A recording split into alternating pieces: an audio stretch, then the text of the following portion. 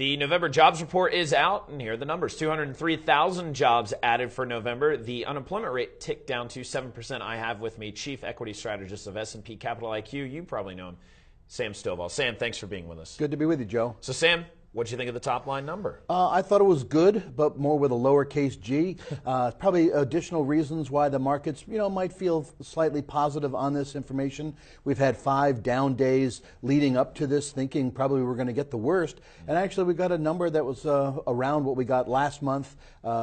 And as we also heard, revisions for last month brought it down a little bit. So I would say we are seeing the metamorphosis from a stimulus-driven economy to a typical growth-oriented economy, but a very slow one. Yeah, stimulus to growth. We'll return to that in a moment. Talk to some taper. As you just mentioned, October was downwardly revised to 200,000 from the 204,000. Labor participation rate actually rose to 63%. So we saw that unemployment rate at least go down from 7.3 to 7%. What do you make of that? I mean, that's what you want to see. Is you want to see that rise in participation. I think you do. I think that these numbers are all good for a variety of reasons. It is indicating that the economy is improving. It does look as if it's likely to stand on its own 2 feet, but at the same time, it's not getting up too fast and therefore likely to faint later on. So the feeling is that, yes, the Fed will probably engage in tapering. The question still remains, will they do it in December? Standard & Poor's Economics believes that we will see it in December, at least slightly more than their expectations for the first quarter of next year, but at least we're not moving too quickly that will threaten us to go from tapering straight into tightening. So moving away from the taper talk, I know a lot of people will just say, oh, come on, get off it, right? But you sound like you're pretty optimistic right now, at least in terms of some of the streaming data we've seen come in over the past few weeks.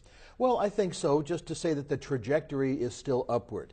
Yes, it's a low-flying economy that is definitely vulnerable to dangerous downdrafts, but I think we're slowly gaining altitude, and so as a result, I think that 2014 could end up being a good year, but not a great year. So let's get to the bottom line here on stocks. Investors are going to look at this number today, and what do you say to them? Is it time to remain? Should you remain in stocks, and should you be a little bit bullish headed into 2014? I think heading into 2014, you remain bullish. The trend is your friend until it ends. But I would advise investors be prepared for more volatility. We've gone 26 months without a decline of 10% or more. The average since World War II is 18 months. The median is 12 months.